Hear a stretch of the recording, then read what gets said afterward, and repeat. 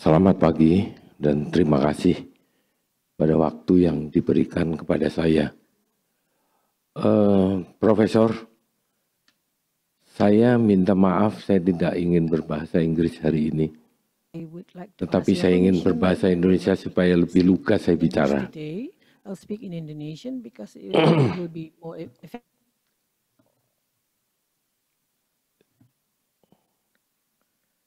Saya akan menyampaikan dan sekaligus merespon apa yang disampaikan Jenderal Nipat tadi.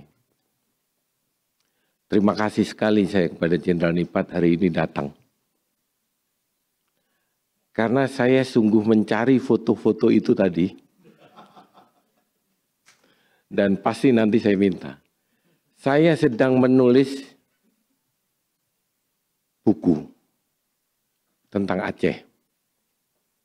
Salah satu di antaranya. Tetapi saya kehilangan foto-foto itu karena di rumah saya asalnya dulu adalah kebun karet.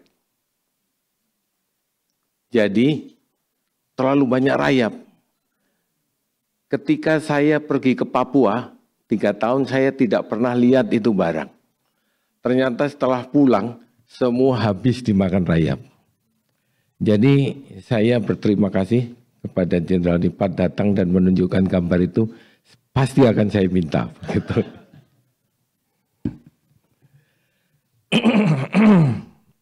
Pada pagi ini, saya ingin menyampaikan soal detail-detail tadi sudah disampaikan oleh Jenderal Nipat. Tetapi ada hal-hal penting yang menurut saya sangat korelatif terhadap bagaimana peace process ini bisa berjalan baik. Mengapa? Karena saya adalah orang yang bisa membandingkan ketika cessation of hostility agreement dan kemudian berubah menjadi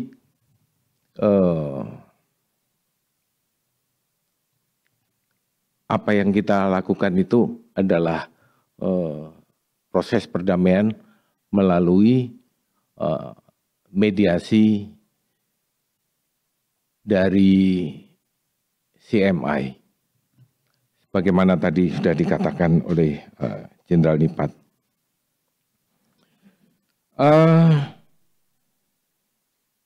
Menurut saya, banyak hal yang patut dicermati dari proses-proses ini. Sebab mengapa KOHA gagal?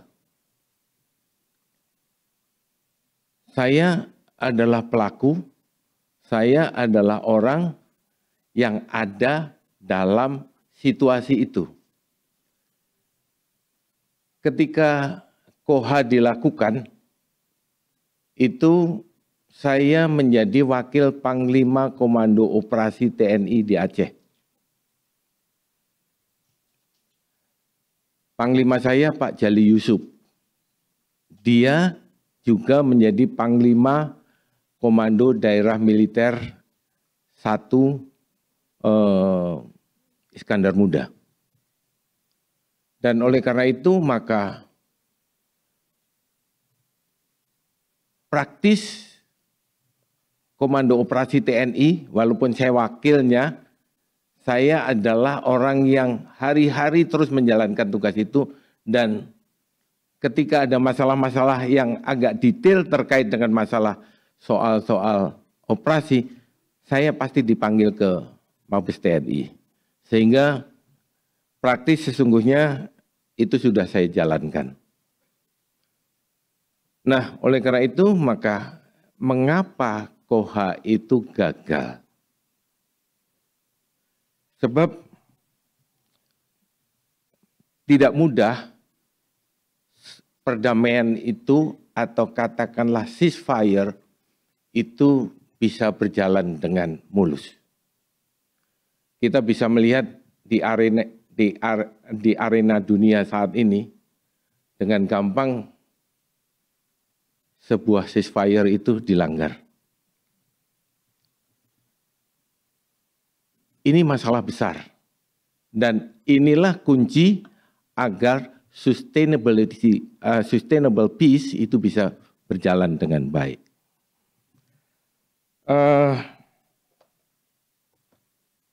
Hal yang kedua, saya mau minta maaf karena saya harus pakai 2 kacamata, yang satu jauh, yang satu pendek. Ini mungkin karena asap munisi ketika di Aceh terlalu banyak.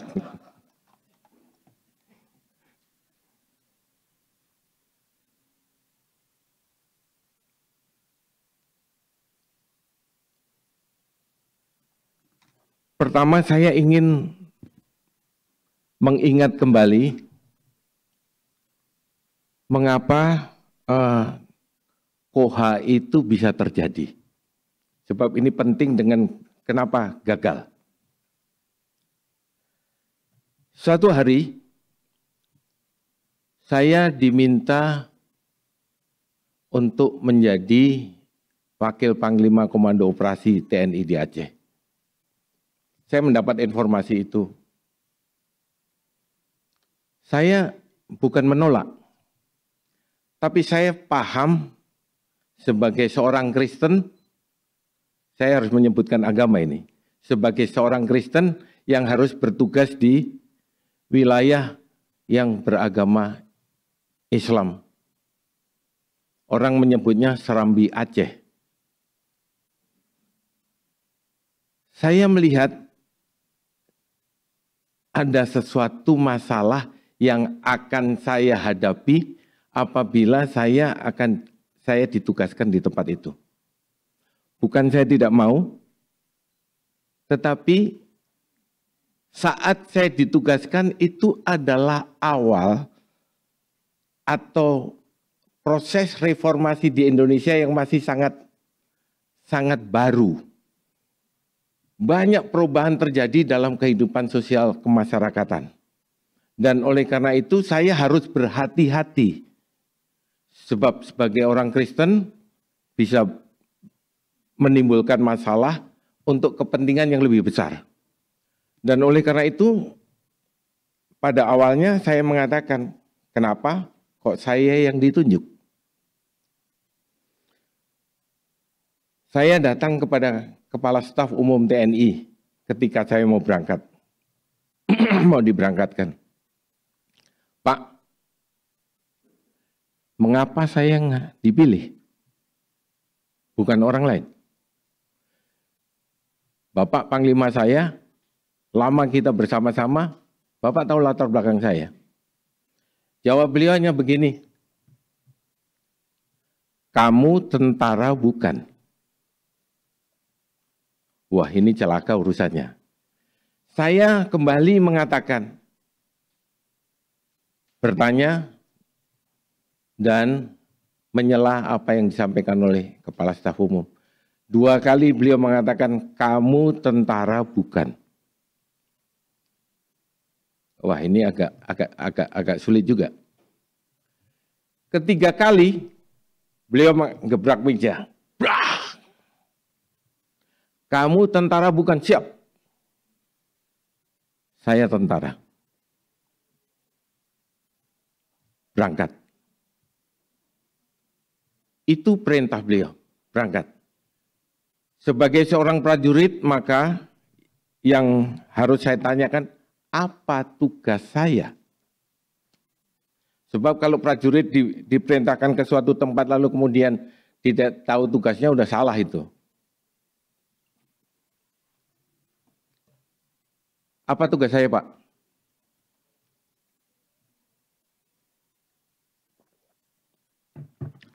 Bang, setelah Lebaran tahun 2001, Pak. Tahun 2001, ya tahun. Setelah Lebaran,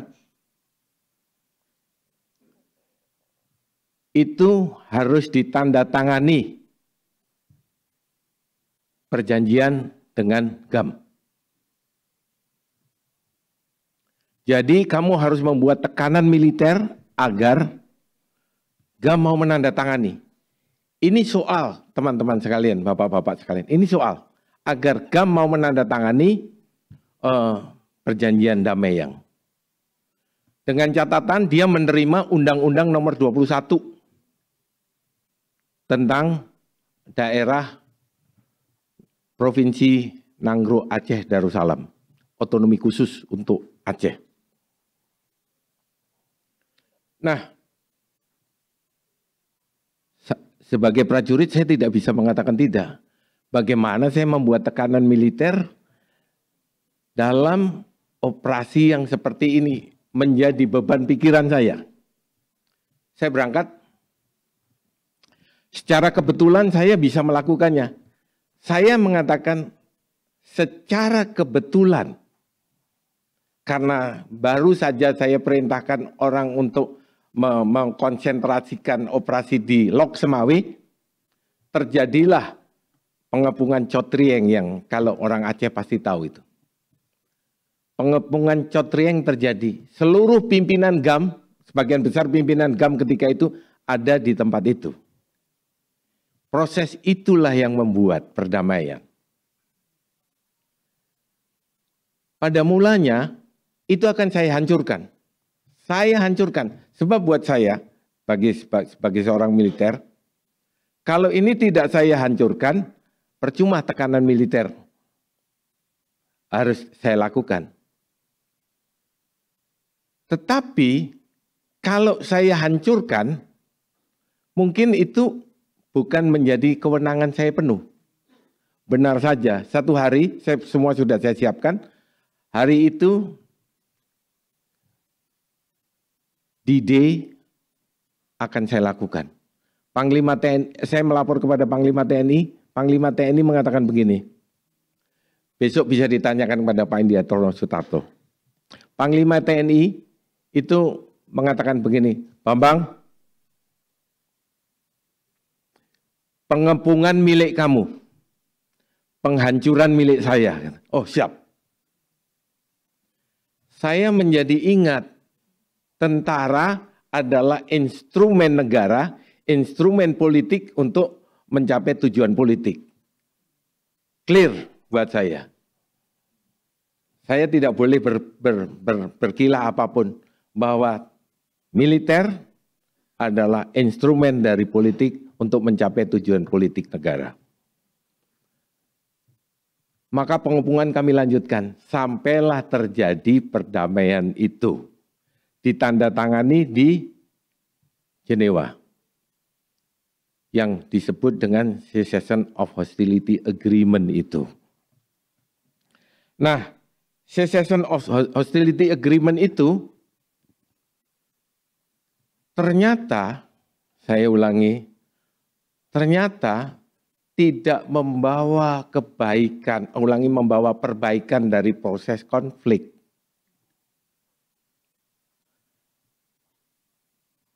Mengapa? Sesuatu yang dipaksakan dan belum pada poin yang menentukan, itu harus berjalan. Orang mengatakan ini taktik GAM. Cara-cara GAM mengulur keadaan.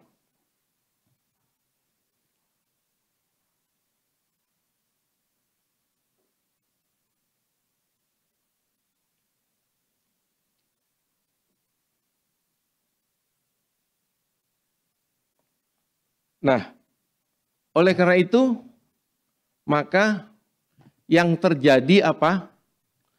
Tidak terbentuk rasa percaya. Trust di antara kami dengan Joint Security Committee ketika itu, tim yang juga ada juga dari ASEAN, dan bahkan yang paling banyak melaksanakan tugas sebagai Joint Security Committee waktu itu adalah teman-teman kita dari ASEAN. Kita nggak percaya. Sama sekali nggak percaya. Mengapa? Sebab semua laporan yang sampai kepada TNI selalu berbuat kesalahan di Aceh. Tetapi di sisi lain terlihat dengan nyata bahwa GAM itu bisa melakukan konsolidasi dengan baik. Terlihat di televisi itu tiap hari berita yang ada di televisi baik pusat maupun di daerah itu adalah tayangan konsolidasi GAM.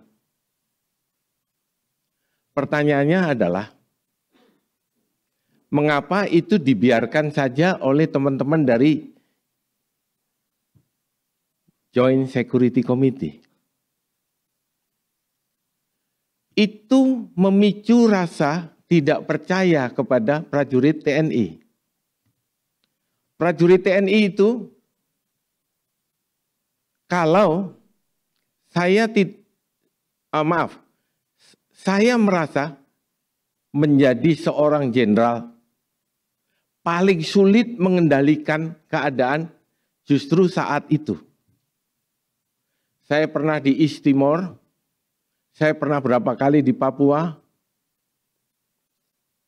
berada dalam daerah-daerah konflik begini, tetapi paling sulit mengendalikan prajurit ketika itu adalah pada saat itu, karena mereka sudah kehilangan rasa percaya terhadap proses ini. Ini sangat berbahaya. Dan benar saja, saya ulangi, benar saja, saya harus ungkapkan di tempat ini, sesungguhnya KOHA itu gagal, salah satu penyebab utama atau puncaknya itu ketika saya dihadang pada jarak 3-4 meter, sedang naik mobil, pulang dari golf. Kenapa saya golf di Aceh? Karena tidak ada kerjaan. Tentara tidak boleh buat apa, tidak boleh bekerja, tidak boleh patroli. Ya sudah, main golf saja. Pulang dari main golf di Cunda, Pak Umam, di Cunda, depan Masjid Cunda, Lok Semawi, dihadang. Tuhan melindungi saya. Dan ternyata pasca kejadian itu segera datang GSI, lalu kemudian mereka melakukan investigasi, dan setelah investigasi mereka mengatakan bahwa ini penghadangan yang dipersiapkan. Saya puas dengan investigasi itu. Karena dia tidak bisa berkilah, saya masih ada di situ, semua peluru ada di sana. Lalu pemerintah Republik Indonesia tidak bisa lagi menerima keadaan ini, mengundang Joint Council di Tokyo ketika itu. Dan sejak saat itulah dilakukan penetapan keadaan bahaya dalam status darurat militer. Kegagalan itu karena saya, terakhir itu karena saya hampir game waktu itu. Nah, mengapa trust itu tidak terjadi?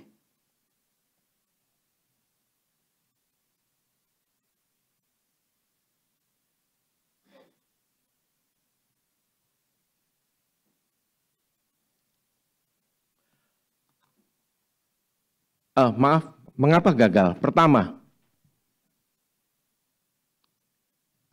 saya tadi mengatakan perjanjian dipaksakan. Menurut saya, tekanan militer itu belum tekanan. Hanya sekedar, oh sudah bahwa kelompok pimpinan GAM sudah dikepung. Tetapi sesungguhnya, bagi saya yang ada di lapangan, bagi kita yang ada di lapangan paham, GAM itu bisa pergi kok kemana-mana setelah itu. Apalagi kalau lama orang mengepung, makin lama makin bosan kita. Akan sulit kita bisa mempertahankan awareness kita. Nah, oleh karena itu, saya melihatnya di lapangan, kondisi tekanan militer ini belum penuh. Nah, oleh karena itu, ketika ini ditandatangani,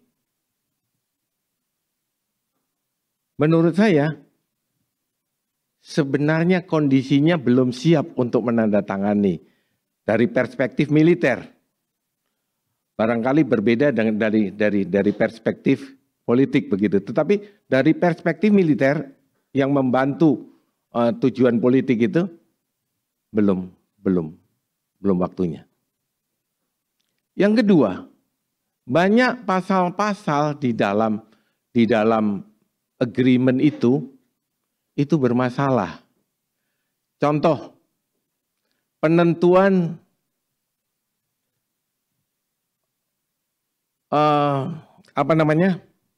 penentuan untuk penyimpanan senjata. Mereka menyebutnya demilitarization. Untuk menentukan demilitarization itu susah banget. Bukan sesuatu yang mudah bisa disepakati bahwa di tempat ini. Susah. Terlalu banyak tafsir yang harus kita buat di dalam perjanjian itu. Akibatnya tidak pernah ketemu. Dan ujungnya tempat pengumpulan senjata yang seharusnya dilakukan di demilitarization itu tidak pernah terjadi. Yang ketiga, tidak ada trust baik TNI maupun GAM terhadap GSI. Tidak. Ketika trust itu tidak terjadi, jangan harap.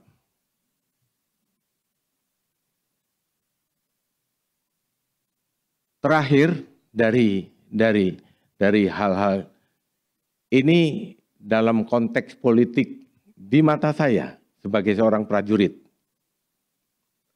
Nama agreement itu bermasalah. Sebab menurut Konstitusi Republik Indonesia, agreement itu adalah perjanjian yang dibuat oleh Presiden dengan persetujuan Dewan Perwakilan Rakyat.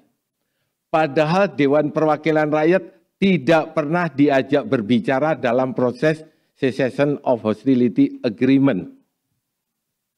Sehingga Jakarta itu sebenarnya tidak kondusif gitu. Makanya ketika cessation of hostility agreement ditandatangani, anggota DPR tidak ada yang happy. Begitu. Nah, ini mengapa? Jadi ada 4 hal tadi yang mengakibatkan KOHA gagal. Sangat sulit Bapak Ibu sekalian ketika trust itu tidak terbentuk. Sudah, sangat sulit. Selanjutnya, setelah itu di Aceh diberlakukan darurat militer.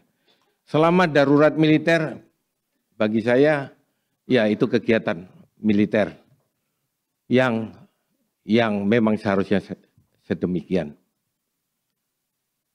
Masuk kepada proses Memorandum of Understanding. Ketika itu saya mendengar ada informal meeting antara Farid Hussein dengan teman-teman dari GAM. Nah, mereka melakukan, Farid Hussein adalah orang yang ditunjuk oleh Wakil Presiden Yusuf Kala untuk melakukan pendekatan terhadap teman-teman dari Gerakan Aceh Merdeka. Nah, ketika saya masih melakukan tugas penanggulangan tsunami di Aceh, di Banda Aceh, saya sudah mendengar itu. Dan saya kontak pada beliau, sayang sekali beliau sudah meninggal sekarang. Saya kontak dengan beliau, apa iya ada begini benar? Prosesnya seperti apa? Dijelaskan pada saya. Oke, dari dalam, artinya selama proses itu, saya juga berusaha mendorong, meng-create situasi agar benar-benar ini bisa terwujud nantinya.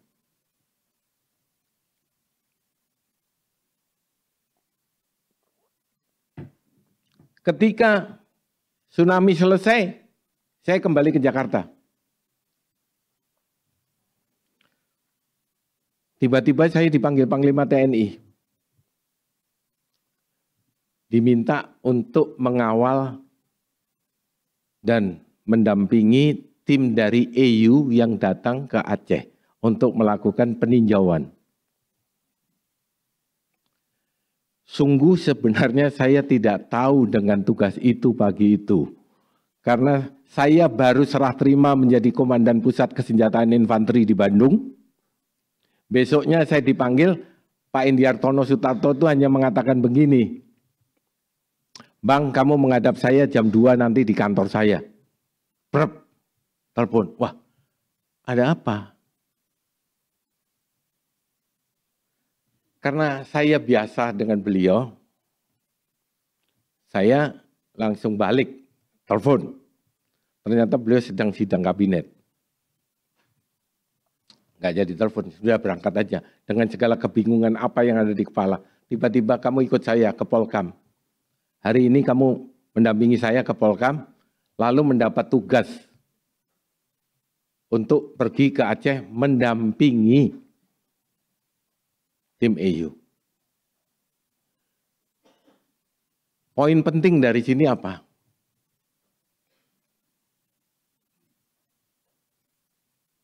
Tim EU itu datang ke Aceh untuk menemukan atau mencari apakah political will dari segenap pihak untuk bisa melakukan untuk proses perdamaian ini ada.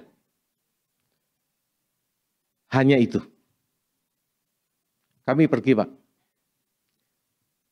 Saya tahu mereka melakukan banyak kegiatan. Setelah itu saya balik ke Jakarta bersama mereka menghadap Pak Yusuf Kalla. Setelah menghadap Pak Yusuf Kalla, ada 2 soal yang disampaikan oleh Peter Fit.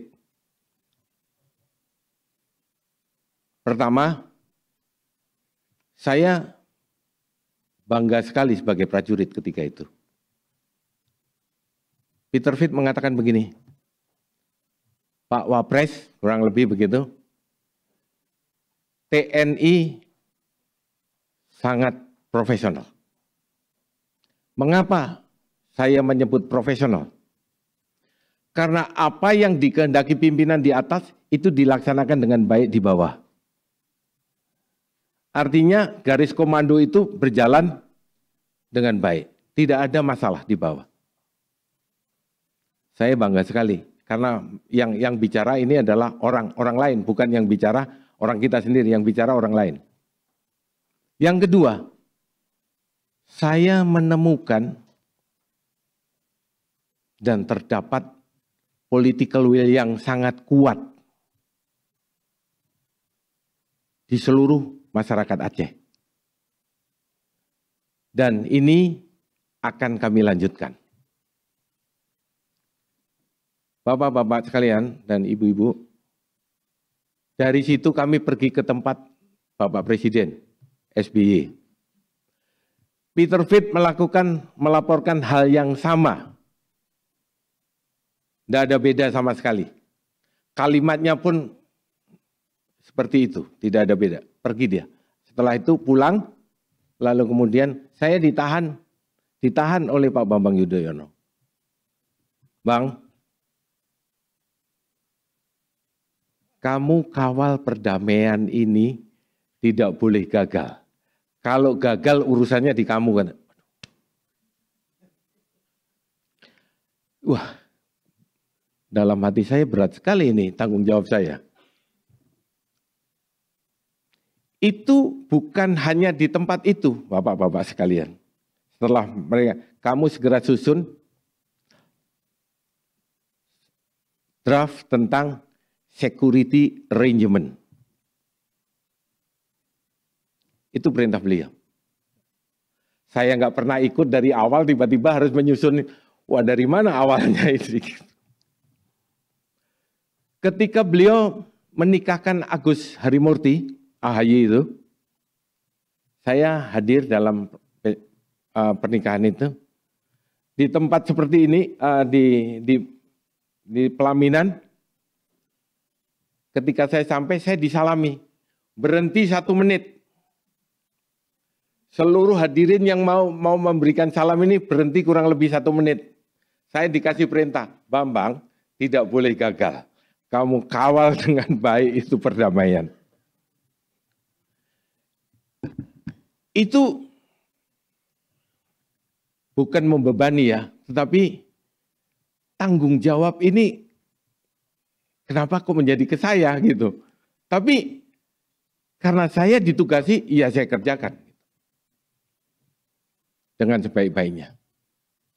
Nah, kami berangkat, maka setelah itu saya sungguh tidak punya rasa beban.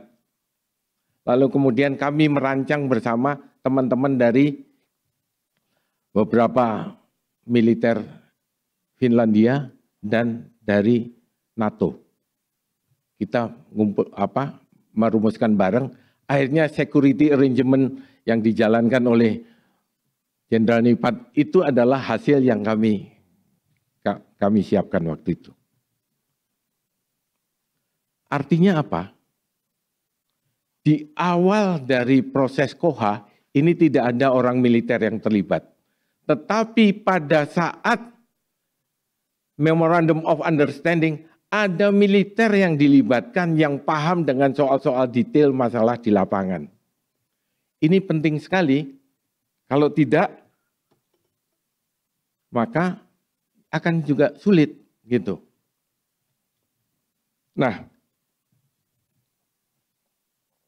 setelah proses penandatanganan, maka mulailah proses yang disampaikan oleh Jenderal Nipat tadi. Tapi ada satu hal penting sekali menurut saya. Ini masalah hak asasi manusia.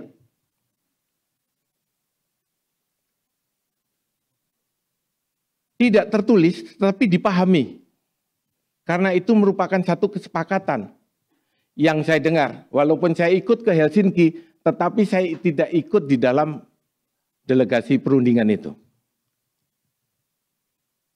Apa?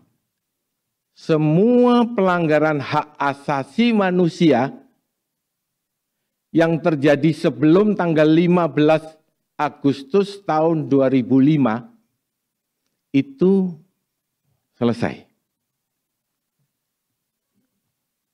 Itu key point itu. Sebab kalau tidak selesai, tidak akan pernah terjadi pertemuan pemikiran untuk menyelesaikan persoalan ini. Nah, buktinya apa? Tadi Jenderal Nipat menayangkan beberapa tentang KOSA. KOSA itu adalah Commission on Security Arrangement. Nah, di dalam KOSA itu satu hari beberapa kali Irwandi itu menyampaikan kepada kita semua, ini ada pelanggaran begini terjadi di tanggal sekian. Tidak panjang lebar Peter Fit itu menolak soal ini. Irwandi, kapan itu terjadi?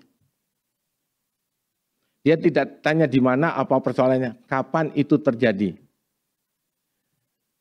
Begitu Irwandi menyebutkan tanggal dan tahunnya, itu sebelum tanggal 15, Peter Fit hanya mengatakan, oke, tidak relevan, leave it. Itu kata-kata Peter Fit. Tidak banyak berkata-kata, tetapi keputusannya tinggalkan. tidak perlu dibahas. Karena ada semacam kesepakatan yang terjadi itu di Helsinki. Saya tidak ikut, tetapi itulah cerita yang terjadi. Sehingga semua pelanggaran yang terjadi sebelum tanggal 15 itu tidak pernah dibahas. Ada 4-5 kali begitu diungkap oleh Irwandi, tetapi satu pun tidak ada yang dibahas. Sehingga saya paham bahwa mengapa ini persoalan ini menjadi mudah bertemu. Satu-satunya konon yang menjadi sulit itu adalah tentang Partai Aceh. Saya tidak mau bicara itu. Tetapi pertemuan ini ditentukan oleh karena pelanggaran hak asasi manusia itu. Itu yang membuat Memorandum of Understanding ini terwujud. Nah, semua hal yang disampaikan oleh Jenderal Nipat tadi adalah itu fakta. Hanya saya ingin mengungkapkan ada 4 pokok MOU yang membuat berhasil menurut saya.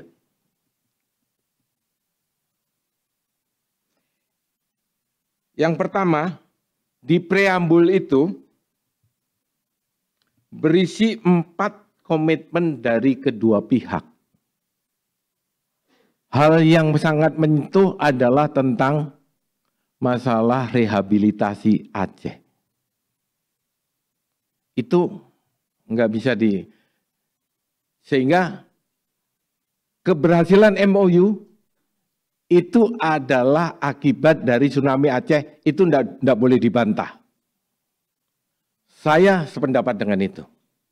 Karena semua pihak ingin rehabilitasi Aceh dilakukan dengan baik.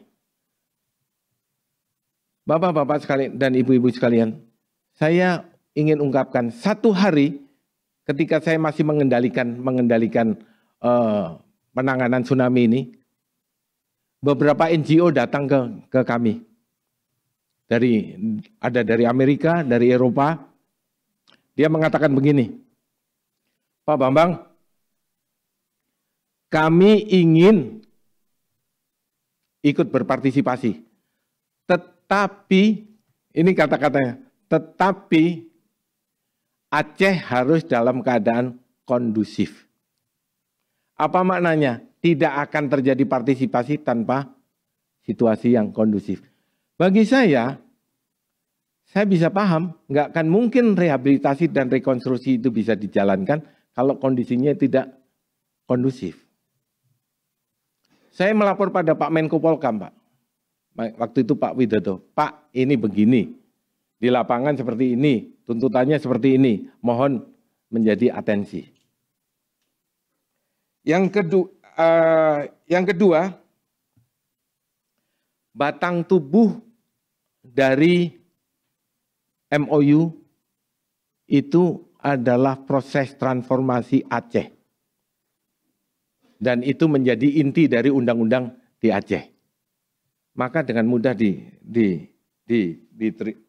diterima. Yang ketiga, tadi juga sedikit dijelaskan oleh Jenderal Nipat. Ada yang disebut three stakeholders MOU. Siapa dia? AMM, Wakil Pemerintah Republik Indonesia, dan GAM. Di luar ini dia tidak boleh terlibat. Satu hari ada teman-teman dari NGO, mereka dari IOM, mereka datang, ingin memberikan bantuan. Apa bantuan itu? Uang. Padahal teman-teman kita yang diberikan amnesti waktu itu juga sudah diberikan uang oleh pemerintah. Pemerintah memberikan jaminan soal itu. Dia datang, Peter Fit mengatakan bahwa A, B, C, E, F, G, H ini dia akan memberikan bantuan. Saya diam. Lalu kemudian saya setelah Peter Fit selesai bicara, saya mengatakan begini. Peter, bantuan tidak bisa langsung diberikan. Kalau memang IOM mau membantu lewat pemerintah Republik Indonesia. Serahkan kepada pemerintah Republik Indonesia, biar pemerintah yang menyalurkan. Itu tugas pemerintah, bukan tugas kita. Yang kedua saya bilang, di tempat ini hanya 3 pihak.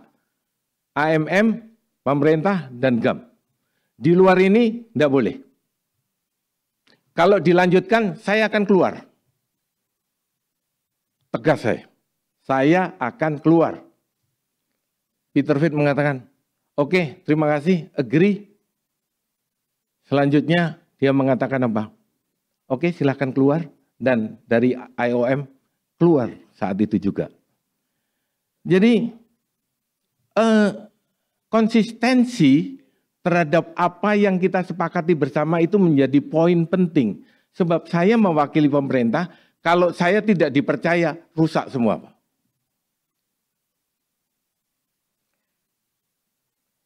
Yang keempat, mengedepankan yang disebut dan selalu disebut adalah dignity for all. Jadi dignity for all itu seolah-olah menjadi semboyan. Kita merasakan bahwa kita harus menghormati dignity siapapun juga. Begitu. Dari situ maka terjadi penghormatan terhadap hak asasi setiap orang yang ada di sana. Dan itulah yang menjadi konten dari MOU itu. Sehingga ketika manusia itu dimanusiakan dan dia dipercaya, seperti tadi yang dikatakan Pak Panipat, ada disebut cash and carry. Cash, oke? Potong senjata, kumpulkan senjata, potong. Bayar kontan, tentara pulang. Jadi prinsip cash and carry ini terlihat, terbuka, dan transparan, setiap orang tahu. Dengan demikian maka semua orang happy dengan ini.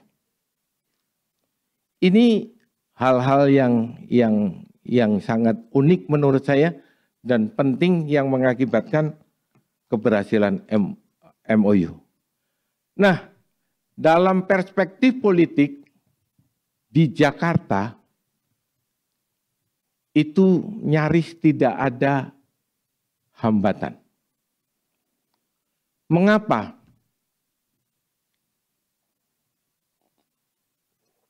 Saya beberapa kali diundang Komisi 1. Mengapa? Kata-kata agreement itulah yang membuat para politisi di Jakarta gerah. Para politisi di Jakarta tidak suka. Tetapi Memorandum of Understanding itu bukan agreement. Dia tidak melanggar konstitusi. Dan inilah persoalan utama yang menjadi keributan dari teman-teman politisi. Walaupun politisi ini, mohon maaf nih ada saudara saya Pak Umar Hamid nih. Dulu ketika pemilu kada disebutnya tim H2O. Betul Pak ya? Pak Umar Hamid ini disebut tim H2O dulu. Karena pasangannya yang satu namanya O di depan. Iya, H2O. Ya. Nah, kenapa Memorandum of Understanding tidak dipermasalahkan? Karena memang sesuai dengan konstitusi. Yang kedua, walaupun teman-teman yang dari DPRD itu curiga-curiga juga, maka saya bilang H2O tadi. Kenapa? Jakarta ini selalu ngomong nih, mohon maaf, sekali lagi mohon maaf. Bang, lu nggak ditipu lagi tuh sama Aceh lagi lah gitu. Ada satu anekdot tipu Aceh. Mungkin dulu peninggalan zaman Belanda dulu. Karena perlawanan orang Aceh terhadap Belanda itu lalu kemudian Adalah tipu Aceh dan itu heroisme sebenarnya sejarahnya. Nah, tetapi itulah yang ada. Sehingga orang Aceh, orang DPR itu waktu datang, Pak, datang, Bang, lo nggak ditipu lagi. Kamu yakin nggak ditipu? Saya memberikan jaminan gini, Pak. Ini Bambang Darmono nih, bukan orang lain. Saya bilang begitu. Karena tadi sudah dikatakan oleh Jenderal Nipat, ketika kita berbicara tentang senjata, Pak, ujungnya tuh di saya. Karena diterima dan tidak diterima, saya. Saya dispute dengan, saya tetap keras kepala.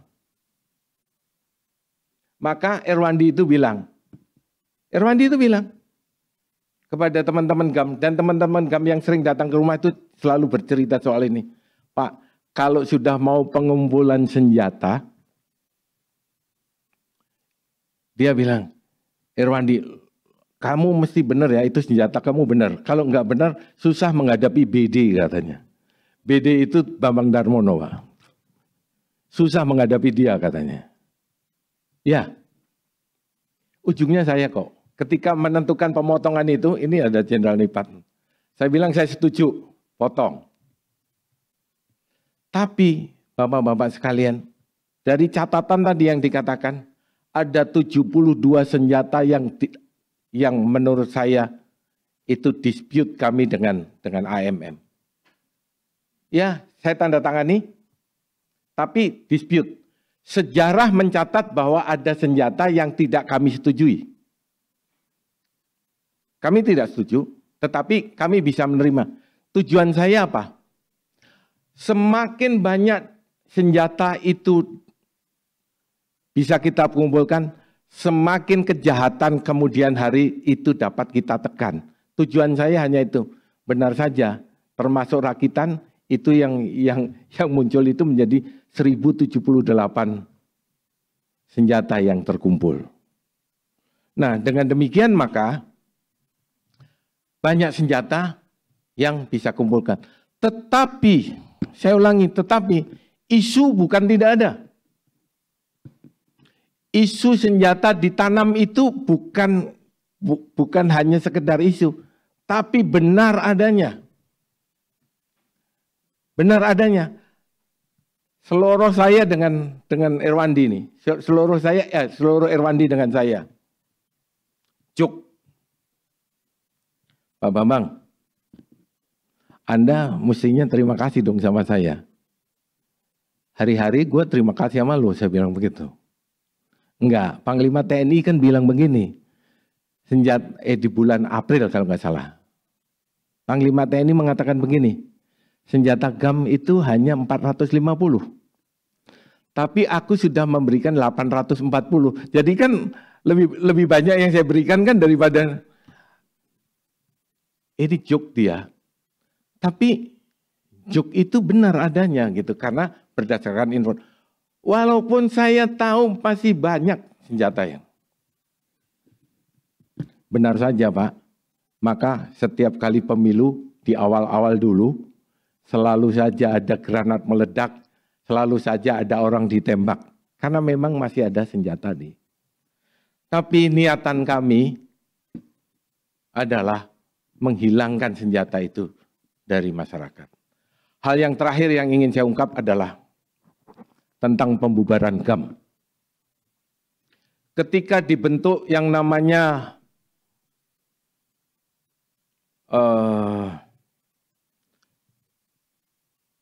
kok lupa saya jadinya. Ketika dibentuk yang namanya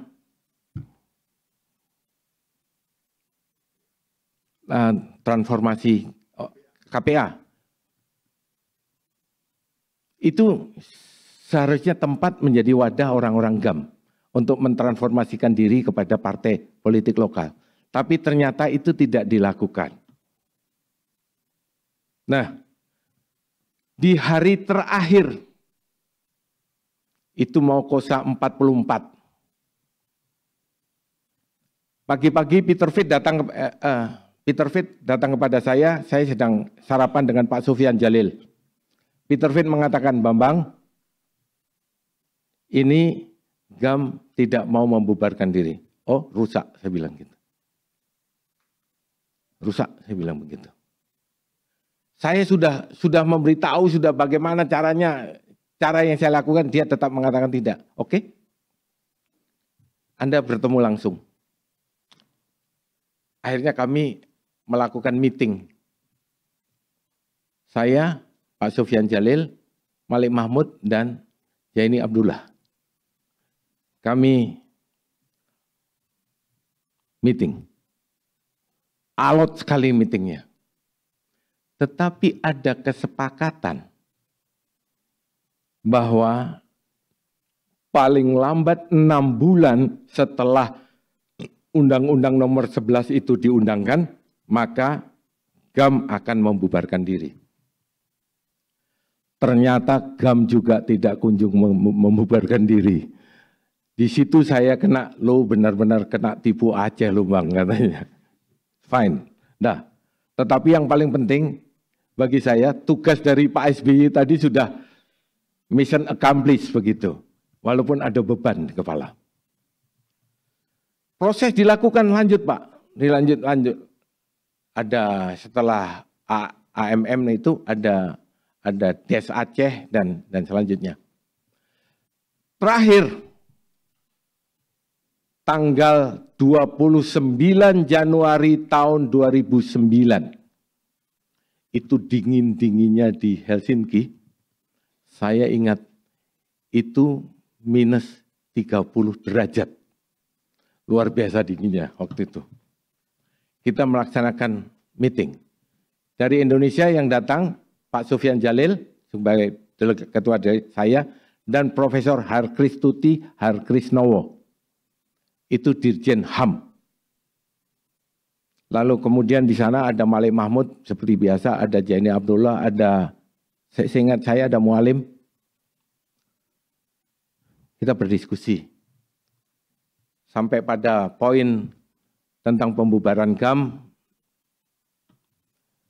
Jaini Abdullah itu mengatakan begini, Pak Bambang mohon maaf agar ini bisa dipahami dan bisa diterima. Kami mengibaratkan GAM itu adalah pohon yang sudah tua. Nanti kalau sudah tua, pohon itu akan rontok daunnya. Setelah rontok daunnya, rantingnya akan putus. Setelah itu dia akan mati. Itulah kami GAM. Saya kesal sekali Pak. Sebab saya hanya butuh pernyataan formal. Sebab pernyataan formal ini implikasinya panjang. Bukan, implikasinya panjang. Setelah Pak Nipat pergi, kan tinggal kami, tinggal kita-kita. Kami tidak ingin korban 15.000 orang, konflik 30 tahun ini berulang. Kami tidak ingin itu. Republik ini tidak menghendaki itu. Dan oleh karena itu ini harus benar serius ditanggapinya. Saya mengatakan begini, Pak, saya paham dengan teman-teman dari GAM, pandangan GAM saya paham. Hanya saja kalau GAM mengumpamakan sebagai pohon, saya tidak setuju. Kenapa? Saya rasa saya sudah cukup lama saya di Aceh. Lebih dari 5 tahun saya bilang. Setahu saya, GAM itu bukan pohon seperti yang Bapak katakan. Tetapi pohon plastik yang entah kapan dia hilangnya. Pak, setelah itu datang WA. Dulu belum ada WA ya. Dulu SMS. Saya tidak mau sebutkan namanya, tapi dianalisa sendiri, silakan. Saya akan keluarkan di buku saya nanti soalnya. SMS kepada Pak Sofyan Jalil. Pak Sofyan, tolong disampaikan kepada Pak Bambang, jangan terlalu keras menekan mereka. Nanti malah tidak baik. saya bilang begini sama Pak Sofyan. Pak Sofyan, jam sekian ini saya bilang, aku lempar handuk. Urus sajalah Aceh itu sendiri. Saya marah, Pak. Sebab yang kita hadapi sekarang ternyata bukan GAM. Yang kita hadapi adalah orang kita sendiri. Terima kasih Bapak-Bapak. Ini cerita saya dan sekaligus presentasi saya. Nanti silakan bertanya apa aja, saya bisa menjawabnya. Mudah-mudahan. Terima kasih.